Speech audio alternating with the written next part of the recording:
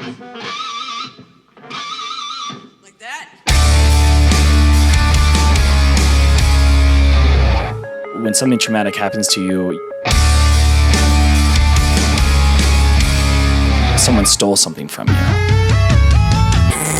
Let me play my part. Check 2, hey. Like, is that real? Did that happen? Like, The structure of your brain actually changes. and do you still feel that every day? And then it got time for guitars. Eating disorder, like I didn't want to die, tendencies. but I didn't want to live either. Helpless little girl. You gotta go in the hospital. You feel powerless because the body has a fear reaction. The opportunity to empower.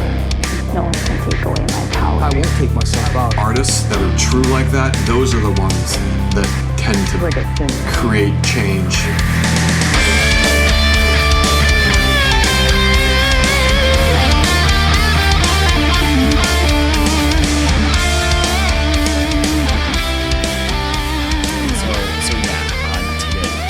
Way out there. No, it's cool. It's interesting. I think about it. So bringing it back to the mission, the idea of a trauma survivor being told, well, you know, treating people this way or that way, being a predator, it was in their DNA. They couldn't help it. It was they were predisposed to it. Well, what if you came from that and you share the DNA and look at how many people have to grapple with those kind of questions? I find it, how can I put it into words? Like, I want to defend those people and say, no, that's not who you are. That person made a choice.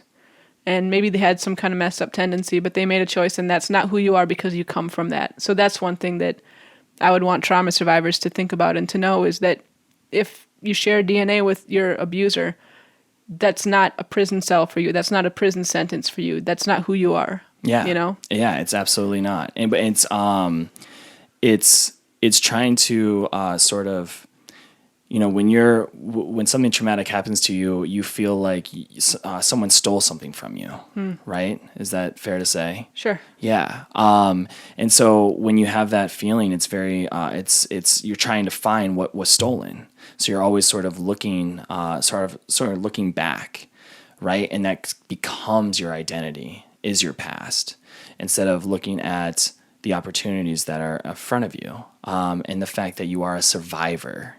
And not a victim, right. And it's in switching that mentality. You know, the victim, you know, operates in fear, like we had said before. You know, you're always afraid of becoming the victim again, so that stops you from moving, right?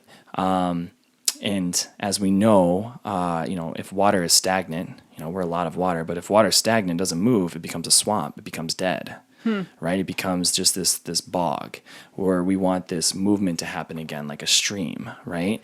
And so we want to take the position of a survivor, and that survivor is empowering, right? You're encouraging, and you're encouraging other people who feel like victims to make them get into that, or to get them to see that they're a survivor, that they're able to experience life still, right? Like I walked out today, and you know, there's no sun, it's cloudy, it's raining, and I'm just like, you know, the first thing you go is, you know, man, you know, this is going to be a long day. Yeah. And you step outside and I feel the raindrop on my face, and I'm just feeling the water touch the skin, and I'm just like, the fact that I get to experience this moment right now, and no one else does, you know, 1 in 7 billion people are walking around the earth in this present moment, right? Right. And it's like the fact that you get to experience it in this moment and nobody else does.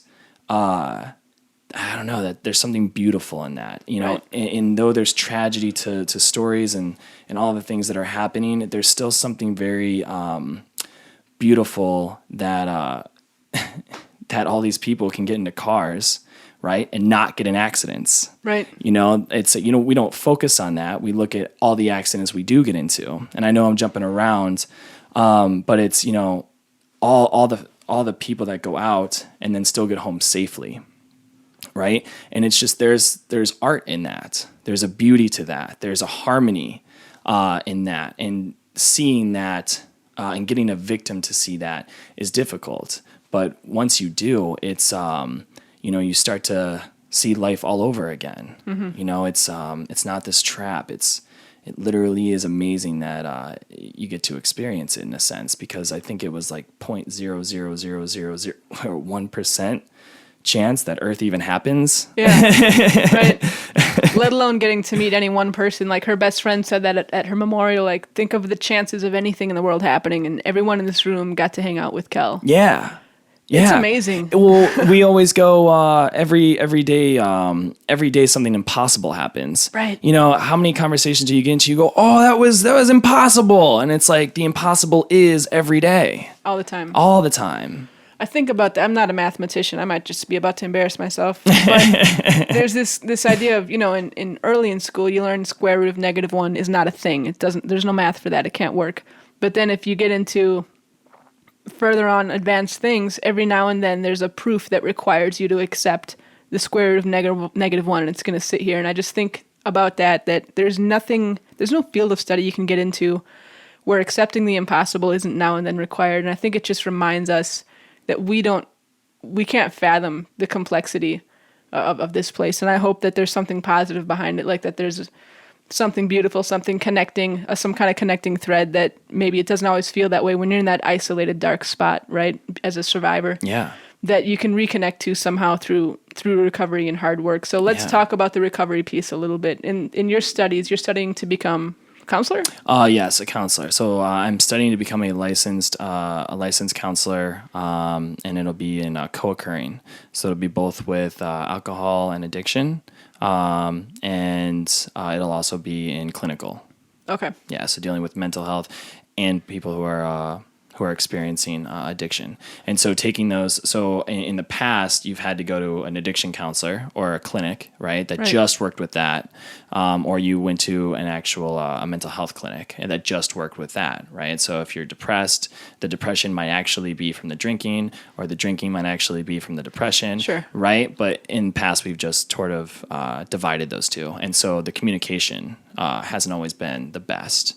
And it's been hard for people to sort of get from one to the other, and having to go to two is just, you know, it's inconvenient, right? So we are creating sort of this, it's relatively new in a sense, and it's co-occurring disorders. So it's people who get dual licensure in LPCC, which is a licensed professional clinical counselor, and then the LADC, which is licensed addiction drug counselor. And so having those dual licensures, the person only has to come to one person. And that's what I'm working towards. And is it obviously besides the obvious benefit of they don't make another trip across town, is it also this piece of it's a holistic approach? Like you're seeing the whole human being. Yes. You're not isolating the addiction from the other piece of it, right? The other, you know, mental disturbances and things of that nature, especially with eating disorders. There's a high co-occurrence with addiction. And for some people, they're addicted to their disorder. Mm-hmm. And people talk about having to try to let go of that. Yeah, and one of the things that I want to emphasize is it's in an individual experiencing depression and their addiction, right? The individual is not their addiction, and whatever it is that, you know, their depression or whatever label that we use in order to help us reference what they're going through, they're experiencing it. I hate the idea of someone's identity becoming a prison cell. Like I talked earlier about your DNA is not a prison cell. Well, your label is not a prison cell. Mm-hmm. And I like to think that people can reinvent themselves any day of your life, from 0 to 99 years old. You know, if you're 100, just go with it. You've got the momentum. No, I'm just kidding. Yeah. But seriously, this idea of you know, you have your identity, you have your history, and the decisions you've made, good, bad, and different. But it doesn't have to be a prison sentence. Absolutely not. Yeah, we have humans have the power to convince themselves to live in their own prison or build their own paradise. It's absolutely within their power to do so. It's whether they feel empowered or encouraged to do so. Right. So I know you're still in your studies, but I'm trying to picture this in practice. So someone walks into your counseling office. You say a few years from now you finish your degrees. Mm-hmm. Degrees. Well, it's two things, right? Yeah, it's two things in 1 degree. 1 degree. Yeah. Okay.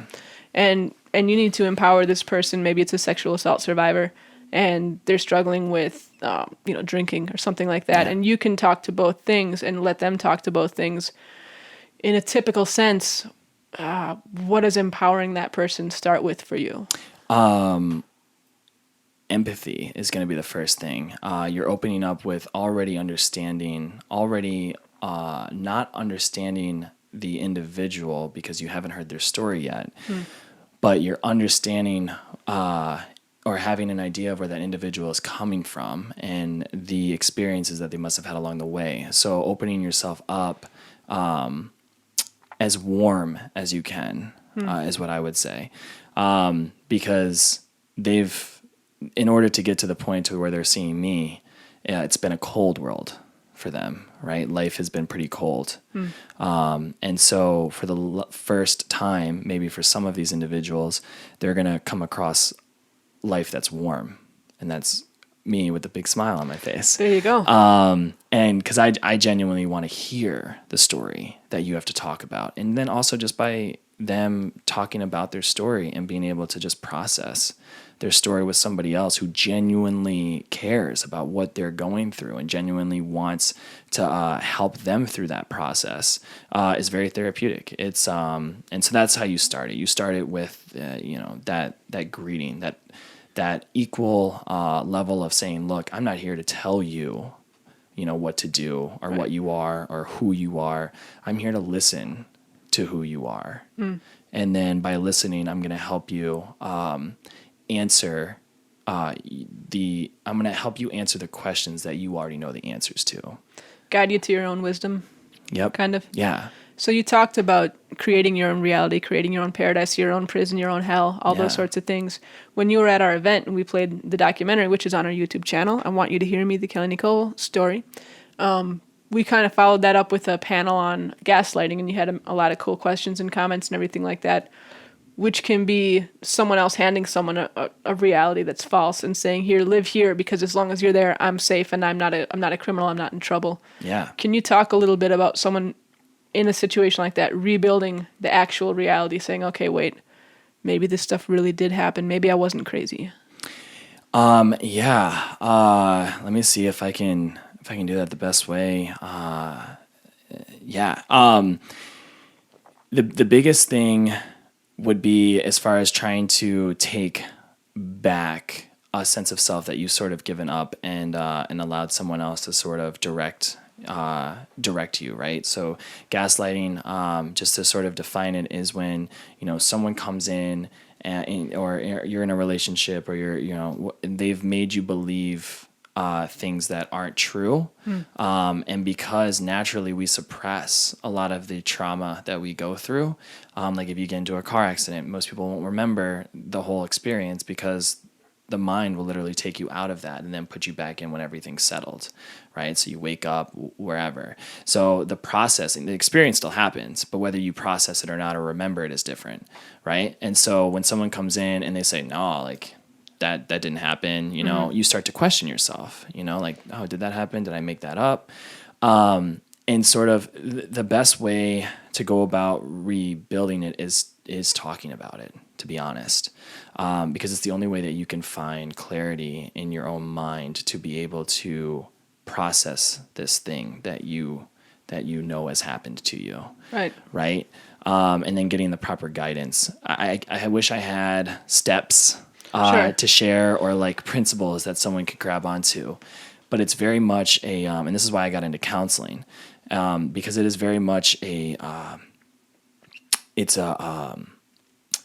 when you connect with a counselor and you start to allow yourself to feel vulnerable in that position, it opens up so many doors that you didn't even know existed. And that's when all of the actual information starts to come out. And when that information comes out, you start to, it's not even a question of whether that person gave me an idea that I now think is my, like, oh, the person says, that didn't happen. And so you believe it. But when you start to unbutton and you start to really dive into some of those things, you start to, all that information comes out. And so you go, yeah, no, that definitely happens. And then it's working through that. Get the music behind the mission. Hate Becoming by Kelly Nicole on iTunes and Spotify. If you guys haven't checked out the merch table, join the movement. Buy the album. Get your Kelly Nicole band merch and donate what you can at kellynicolefoundation.org. Courage is from Amplified!